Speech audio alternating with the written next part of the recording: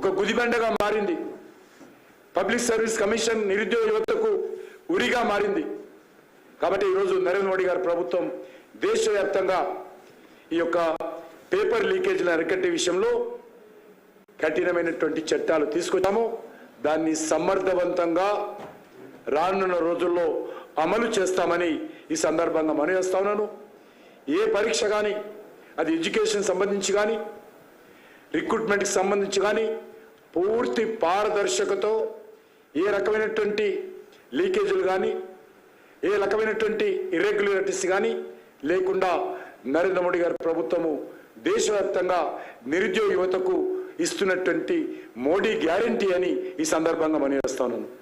అదేవిధంగా ఈరోజు ఒక సర్వీస్ సెక్టార్ను కూడా ఇండియాలో రానున్న రోజుల్లో ప్రోత్సహిస్తాం.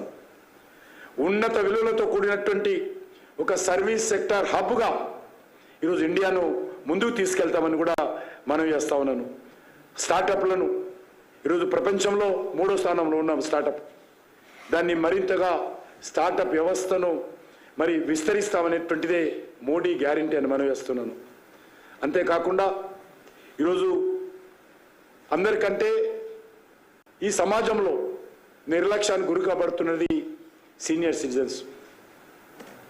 మారుతున్నటువంటి జీవన విధానంలో మరి జన్మనిచ్చినటువంటి పిల్లలు పట్టణ ప్రాంతాలకు వలసెళ్తున్నప్పుడు గ్రామీణ ప్రాంతాల్లో కానీ, సొంత ఇళ్లలో కానీ మరి తల్లిదండ్రులు, సీనియర్ సిటిజన్స్ అనేక రకాల నిర్లక్ష్యానికి, వివక్షత గురవుతున్నారు. సొంత కుటుంబ సభ్యులు కూడా అనేక మంది కుటుంబాలకు సంబంధించి వాళ్ళని ఏమి చూడలేనటువంటి పరిస్థితి, బిజీ జీవనంలో మరి తీవ్రమైనటువంటి ఒత్తిడిలో సొంత తల్లిదండ్రులు కూడా పట్టించుకోవడానికి సమయం కూడా సరిపోయినటువంటి పరిస్థితి ఉన్నది.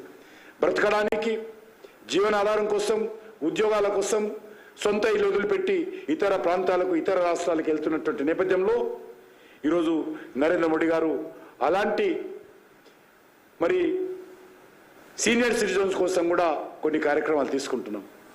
అందులో ఆయుష్మాన్ భారత్ ఏదైతే ఉన్నదో,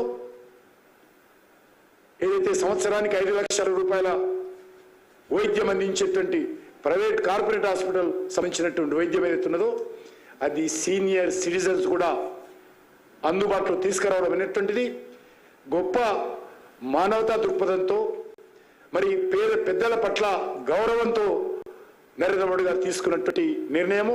అది మోడీ గ్యారంటీ సీనియర్ సిటిజన్స్ కానీ ఈ సందర్భంగా మనం వేస్తున్నాను. అంతేకాదు వాళ్ళకు వచ్చేటువంటి పెన్షన్ ఏదైతున్నదో వాళ్ళు కొనేటువంటి మెడిసిన్స్ కూడా సరిపోవడం లేదు. అందుకే ఈరోజు జన ఔషధి కేంద్రాల ద్వారా 100 రూపాయల మెడిసిన్ ఏదైతే ఉంటుందో అది 20 నుంచి 30 రూపాయల లోపలనే అందుబాటులో వచ్చే విధంగా సీనియర్ సిటిజన్స్కు మరింతగా అందుబాటులో వాళ్ళని ఆదుకునేటువంటి ప్రయత్నం ఒక కొడుకుగా, ఒక బిడ్డగా ఈరోజు నరేంద్ర మోడీ గారు సీనియర్ సిటిజన్ కోసం చేయబోతున్నాడనే విషయాన్ని ఈ సందర్భంగా మనవి చేస్తా ఉన్నాను. అంతేకాకుండా ఈరోజు మరి సీనియర్ సిటిజన్స్కు ఏదైనా సరే ట్రాన్సాక్షన్ జరుపుకోవాలన్నా అనేక రకాల ఇబ్బందులు ఉంటాయి. అది పెన్షన్స్ కావచ్చు, ఇతరత్ర బ్యాంకుకి వెళ్ళాలంటే ఇబ్బంది, అన్ని గ్రామాల్లో బ్యాంకులు ఉండవు. కాబట్టి ప్రతి పోస్ట్ ఆఫీస్ను కూడా ఒక మినీ బ్యాంకుగా కన్వర్ట్ చేసి సీనియర్ సిటిజన్స్కు అందుబాటులో తెచ్చేటువంటి కార్యక్రమం కూడా మరి కేంద్ర ప్రభుత్వం చేయబోతా ఉంది. ఒక కాలంలో మనకు తెలుసు పోస్టల్ వ్యవస్థ ఉండదు. ఈరోజు కొరియర్ సర్వీస్ వచ్చిన తర్వాత, స్మార్ట్ ఫోన్ వచ్చిన తర్వాత, స్మార్ట్ ఫోన్స్ వచ్చిన తర్వాత మరి ఈరోజు ఏదైతే స్మార్ట్ ఫోన్ ద్వారా సందేశాలు పంపించుకుంటున్నామో ఈరోజు పోస్టల్ వ్యవస్థ పూర్తిగా ఇక లాభం లేదనుకున్నటువంటి పరిస్థితుల్లో నరేంద్ర మోడీ గారి ప్రభుత్వం ముందు చూపుతో అనేక సామాజిక కార్యక్రమాలు కూడా పోస్ట్ ఆఫీసుల ద్వారా నిర్వహిస్తూ అది మినీ బ్యాంకుగా కన్వర్ట్ చేస్తూ ఈరోజు అనేక రకాల ఇన్సూరెన్స్ స్కీములు కూడా అమలు చేస్తూ పోస్ట్ ఆఫీస్ వ్యవస్థను కూడా రక్షించినటువంటి మరి నరేంద్ర మోడీ గారి ప్రభుత్వము అనే విషయాన్ని ఈ సందర్భంగా మనవేస్తున్నాను. అంతేకాకుండా ప్రధానమంత్రి కిసాన్ సన్మాన్ నిధి యోజన అంటే రైతులకు ఏదైతే మోడీ డబ్బులు సంవత్సరానికి 3 సార్లు మరి ప్రతి రైతుకు అందించేటువంటి ప్రయత్నం చేస్తామో దాన్ని మరింత సమర్థవంతంగా ముందుకు తీసుకెళ్తాం. ఇది రైతులకు ఇచ్చేటువంటి మోడీ గ్యారెంటీ అని మనవి చేస్తున్నాను. Insurance scheme, crop insurance scheme, పంటల బీమా పథకం మరింత సమర్థవంతంగా నిర్వహిస్తాము. ఇన్సూరెన్స్ కంపెనీల మీద సమగ్రమైనటువంటి మరి ఒక యోజనతో వాళ్ళ మీద మానిటరింగ్ చేస్తూ రైతులకు పూర్తి స్థాయిలో నష్టపరిహారం అందే విధంగా, సకాలంలో అందే విధంగా మరింత సమర్థవంతంగా మేము చేయబోతున్నాము. ఇది రైతులకు ఇచ్చేటువంటి మోడీ గ్యారెంటీ అని ఈ సందర్భంగా మనవి చేస్తున్నాను. అదేవిధంగా మిల్లెట్స్ ఈరోజు భారతదేశ ప్రోత్సాహంతో, నరేంద్ర మోడీ గారి చొరవతో ఈరోజు ప్రపంచమంతా కూడా మిల్లెట్స్ను మరి ఆదరిస్తున్నది.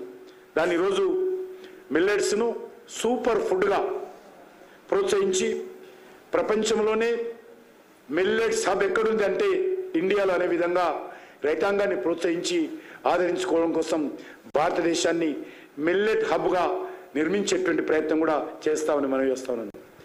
ఈరోజు చాలామంది మిడిల్ క్లాస్ ఫార్మర్స్ కానీ, అర్బన్ ఏరియాలో ఉన్నటువంటి పొదుపు సంఘాలు కానీ, కొన్ని సామాజిక వర్గాలు కానీ పూర్తిగా మరి పాల ఉత్పత్తి ధరనే ఉపాధి పొందుతూ ఉన్నారు.